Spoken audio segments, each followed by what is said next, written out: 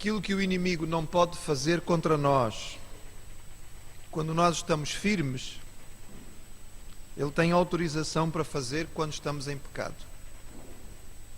Aquilo que o inimigo não pode fazer contra nós, quando nós estamos firmes no Senhor, ele pode ter autorização de fazer quando estamos em pecado. O Senhor é justo, tão justo, que se nós dermos brecha e espaço nas nossas vidas para a ação do inimigo, o Senhor terá que permitir, porque faz parte da sua forma de ser, em plena harmonia e da sua justiça. Nós estamos a acompanhar a história do povo de Israel desde a sua saída do Egito. Ainda não chegamos a Canaã, estamos quase. Já passaram cerca de 42 anos e o povo está na fronteira. O povo já está acampado do outro lado do Rio Jordão, em frente para aquilo que será a cidade de Jericó. Eles têm a sul os moabitas, e os moabitas ficaram com medo, apesar de que Deus disse que eles não deviam lutar contra os moabitas e não deviam tomar a sua terra, mas os moabitas têm medo. Então o rei dos moabitas, Balaque, mandou vir um profeta chamado Balaão para que viesse amaldiçoar o povo de Israel. Balaão era um profeta famoso, homem conhecido, porque quando ele falava as coisas aconteciam. E nós inclusive percebemos pelo texto bíblico que era um homem que conhecia a Deus, o Deus verdadeiro. Mas Balaão veio e, apesar de ele ter tentado por 3 vezes, ele não consegue amaldiçoar o povo. E uma das razões, nós vimos na semana passada, foi porque o Senhor afirmou que não tinha encontrado pecado em Israel. É claro que isto era a graça de Deus, porque evidentemente que o povo de Israel era um povo pecador. Mas entendemos pela leitura do texto que especificamente isto devia se referir à questão da idolatria. Ou seja, Israel naquele momento não estava em pecado de idolatria, porque este era o primeiro mandamento, era fundamental, era muito importante. E parece que Balaão era um homem realmente esperto. Atenção, eu não estou a usar a palavra inteligente ou sábio, estou a dizer esperto. São coisas diferentes. Ele era esperto. E ele percebeu no meio daquelas profecias que ele não conseguia amaldiçoar Israel e tinha muito a ver com os estados da comunhão de Israel com Deus. Então ele, apesar de não conseguir através da maldição, ele entendeu que havia uma outra maneira de derrotar o povo de Israel. Ele percebeu no meio das profecias que ele disse que havia uma maneira, e ele então sugeriu esta maneira ao rei dos Moabitas. Nós vamos ler o Números 25, mas eu convido os irmãos só para dar uma olhadinha no 31, só para os irmãos perceberem aquilo que estamos aqui a falar. Portanto, nós vamos ler o 35, aliás, o 25, mas no capítulo 31, no versículo 16, os irmãos encontram o que está por trás do que vai acontecer no 25.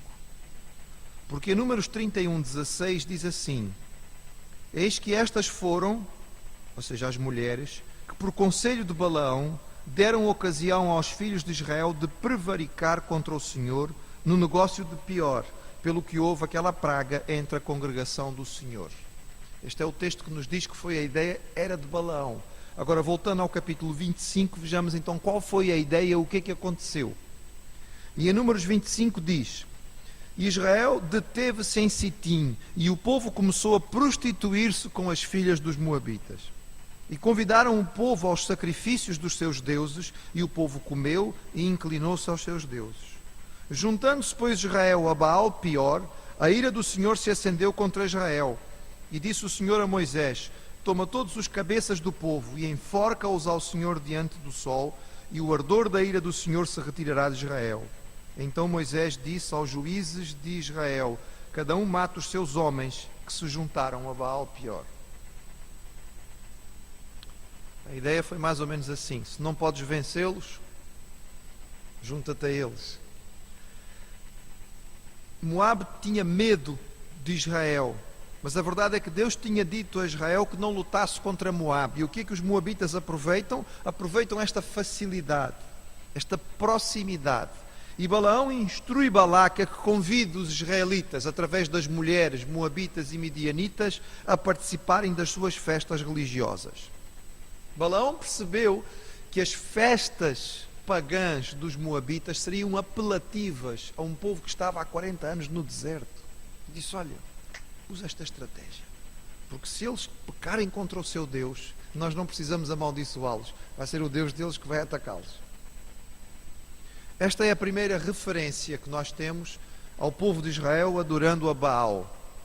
Infelizmente não é a última, como os irmãos sabem, o Antigo Testamento é cheio de referências a isto, e sendo que a idolatria é a principal causa do exílio, a principal idolatria do povo de Israel teve a ver com Baal, e foi a adoração a Baal.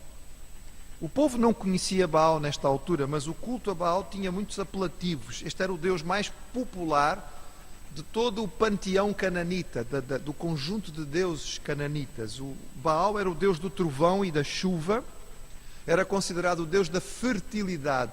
Portanto, era ele que fazia a terra produzir. Para um povo que tinha uma estrutura agrícola, era muito importante a fertilidade. E por ser o Deus da fertilidade, o culto prestado a Baal incluía prostituição masculina e feminina. Eles achavam que a própria relação física entre o homem e a mulher simbolizava a fertilidade e, portanto, era um ato que agradava ao Deus e permitia que eles fizessem isto de forma frequente. Daí que muitas das mulheres eram sacerdotisas, prostitutas deste Deus, convidando os homens a participarem consigo daquilo que era um culto. Evidentemente, nós entendemos que no fundo tratava-se de uma verdadeira orgia.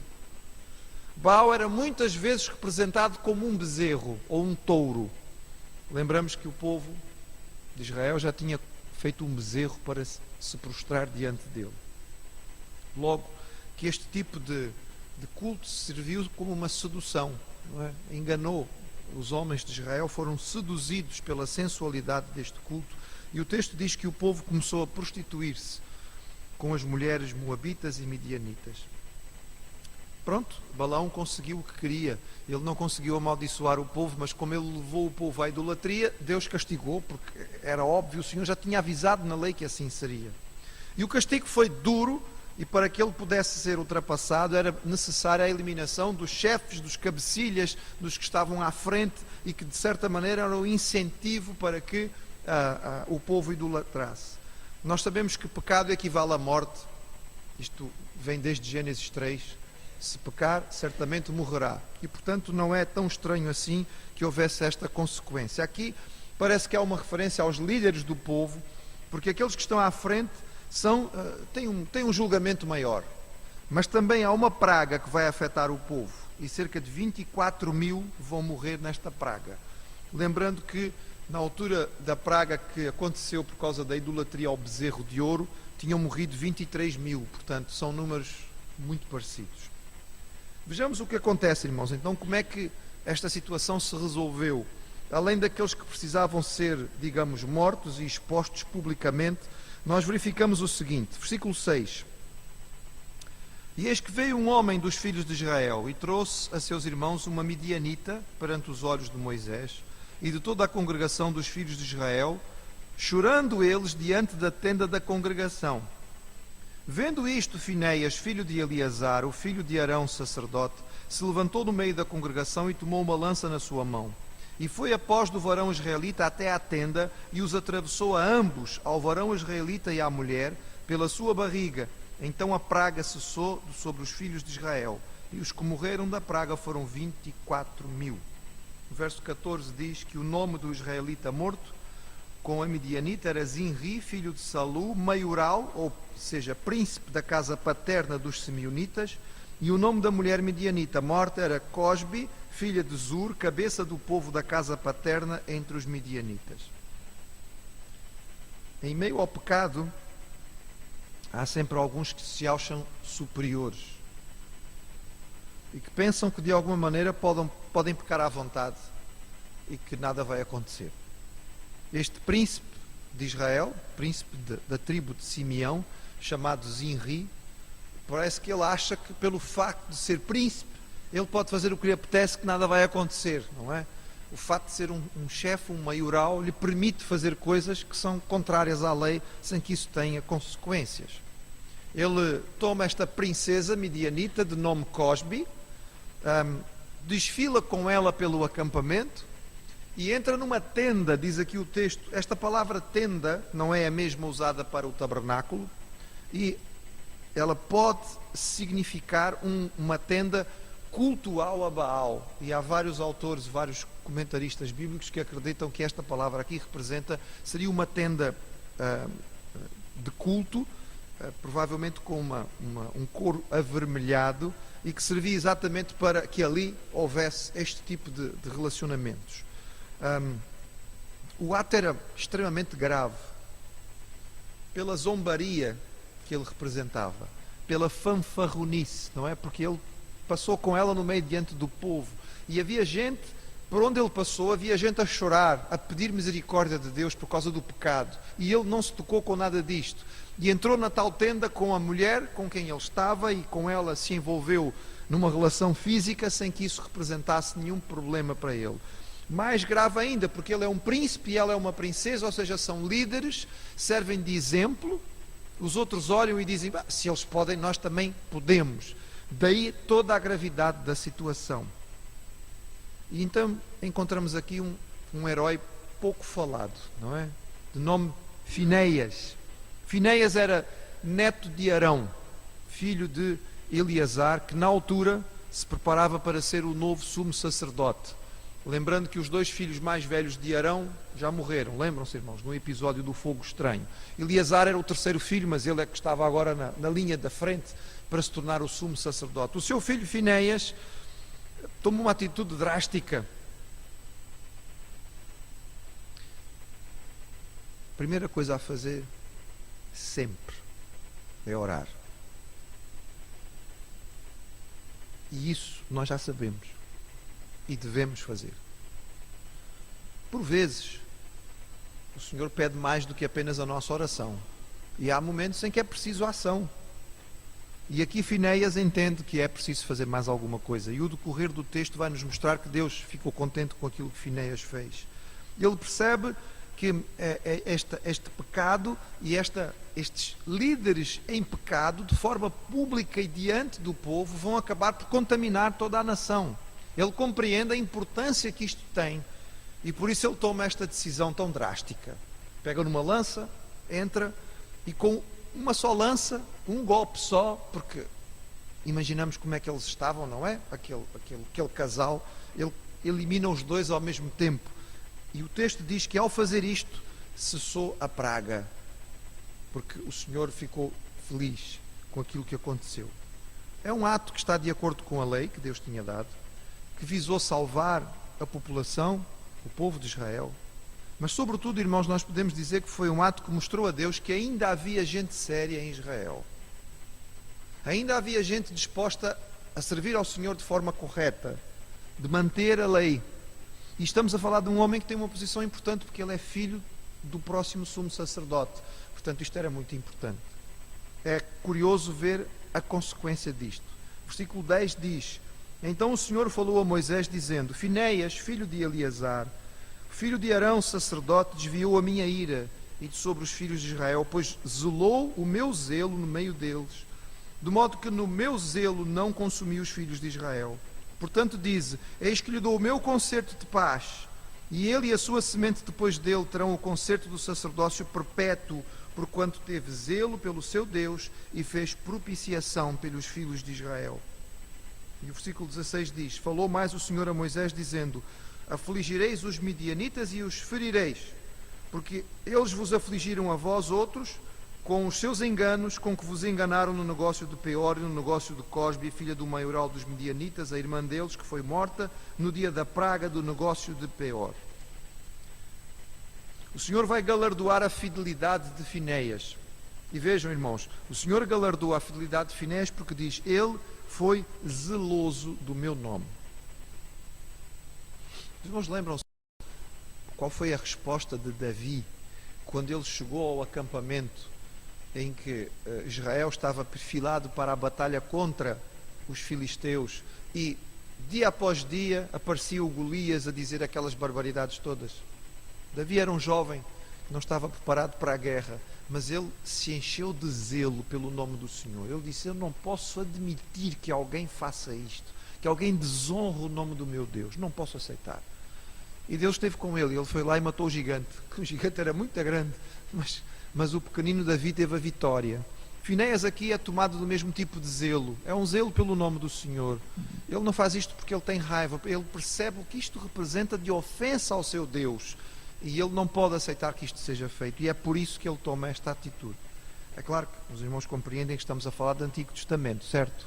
Não é este o ensino que nós temos no Novo, nós não temos lanças escondidas ali dentro, os irmãos fiquem tranquilos, estamos a apanhar a lição espiritual que isto representa para nós em termos de zelo. É curioso que a família de Arão já era a família do sacerdócio, mas havia provavelmente algum questionamento, não é? Mas porquê a família de Arão? Só porque ele é irmão de Moisés? O que é que ele fez de bem até aqui para que eles possam ser os sacerdotes da nação? Mas aqui nós passamos a ter também uma razão para a confirmação da eleição perpétua do Senhor. A eleição depende de Deus, é a graça do Senhor, mas Ele espera a nossa resposta em fidelidade. Ele espera que nós sejamos dignos da eleição que Ele nos dá, que nós nos comportemos como tal, e Finéias o faz, e ele acaba por ser elogiado por causa disto. A seguir, os irmãos têm aí uma situação, complicada. O Senhor diz que é preciso que se faça vingança sobre toda esta situação que aconteceu. E a ordem diz respeito aos midianitas, e parece ser uma ordem bastante dura. Se os irmãos virarem algumas páginas para o capítulo 31, os irmãos vão encontrar então o que vai acontecer, porque é no capítulo 31 que nós temos a sequência do capítulo 25, nem sempre os textos estão em ordem cronológica. O Senhor diz: vinga os filhos de Israel dos midianitas, e depois disto serás recolhido aos teus povos. Ou seja, este é um dos últimos atos de Moisés antes dele morrer. Ele deve liderar o povo na vingança contra os midianitas, e ele manda o povo se armar. O texto é longo, eu não vou ler tudo, nós não temos tempo. São escolhidos 1000 soldados de cada tribo. Os midianitas não eram um povo muito grande, 12.000 soldados de Israel era o suficiente. Portanto, podemos dizer aqui que foi escolhida uma tropa de elite, eram soldados bons, eram os melhores, os que estavam mais capacitados para a guerra.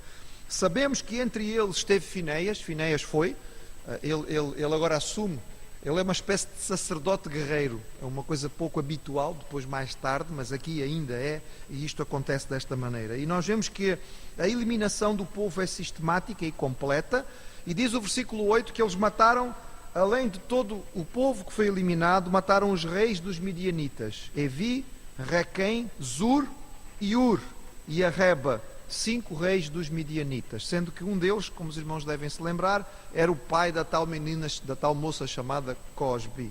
Mas o fim do versículo 8 diz: também a Balaão, filho de Beor, mataram à espada. Balaão não teve aquilo que ele pediu. Ele disse que queria ter a morte dos justos, mas ele não era justo, portanto a morte dele não foi a morte dos justos, e aqui Israel de alguma maneira se vinga. Alguém poderá perguntar, e é perfeitamente legítimo, dizer assim: pastor, não estou a perceber, não foram os moabitas que mandaram chamar Balaão? Então porquê é que são os midianitas que são punidos e não os moabitas? São povos diferentes. Sim, são povos diferentes. Bem, desde o início da história de Balaão, os irmãos já perceberam que moabitas e midianitas estão juntos. Mesmo no momento em que Balaque manda chamar Balaão, há príncipes midianitas que vão junto. Portanto, estes dois povos estão a funcionar como um. Agora, o Senhor já tinha dito a Israel que não podia combater contra os moabitas e que lhes dava aquela terra. O nosso Deus não é Deus de confusão. Se Deus já tinha dito que não era para atacar Moab, não vai agora dizer: não, eu mudei de ideia, agora vocês podem atacar Moab. Não. O nosso Deus é um Deus correto, é um Deus que, quando dá uma ordem, não volta atrás. O nosso Deus não é o Deus muçulmano que muda de ideia. que é o que a gente encontra no Corão. Diz uma coisa, não, já não quero isto, agora eu tive uma ideia melhor, agora fazemos isto. Não, não é o caso aqui. O Senhor tinha dito que não era para guerrear contra os moabitas e não guerreia. Os moabitas têm como que a desculpa de terem feito o que fizeram para tentar proteger o seu território. Mas os midianitas não. Nem Deus disse que não era para guerrear contra os midianitas, e nem os midianitas têm a desculpa de que estão a defender o seu território, porque esta não é terra deles. E é por isso que o Senhor diz, vinguem-se contra os midianitas. E parece que há aqui uma posição de destaque dos midianitas, porque a história de Cosbi é mencionada como uma história particular. Ela é a princesa que estava envolvida de uma forma direta com um príncipe de Israel e que, digamos, era uma das líderes do movimento para levar o povo ao pecado. Então, deste modo, os midianitas acabam por ser castigados pela sua participação nesta situação. É provável que os midianitas fossem formados por vários clãs ou várias tribos, porque se os irmãos se lembrarem, Moisés é casado com uma midianita, não é? Ele é casado com a filha de Jetro, e Jetro era midianita. Mas é provável, e dizem os historiadores e aqueles que estudam estes povos antigos, dizem que os midianitas eram formados por várias tribos, e a tribo aqui representada não deve ser a mesma tribo de Jetro, mas uma tribo diferente, já que a tribo de Jetro está lá no sul da península do Sinai, e nós estamos cá em cima em Canaã, portanto estamos em regiões bastante diferentes. No Novo Testamento nós temos 3 referências a Balaão. Os irmãos não precisam abrir, eu vou ler os textos. Em 2 de Pedro, Pedro diz o seguinte: os quais, deixando o caminho direito, erraram seguindo o caminho de Balaão, filho de Beor, que amou o prémio da injustiça, mas teve a repreensão da sua transgressão. O mudo jumento, falando com voz humana, impediu a loucura do profeta. Portanto, Pedro cita aqueles que têm seguido o caminho errado, amando a riqueza, e que são aqueles que seguiram o caminho de Balaão. Judas também fala dele e diz: ai deles, porque entraram pelo caminho de Caim e foram levados pelo engano do prémio de Balaão e pereceram na contradição de Coré. Ele cita 3 situações diferentes, históricas, mas põe as 3 juntas, não é? Caim, Coré e Balaão.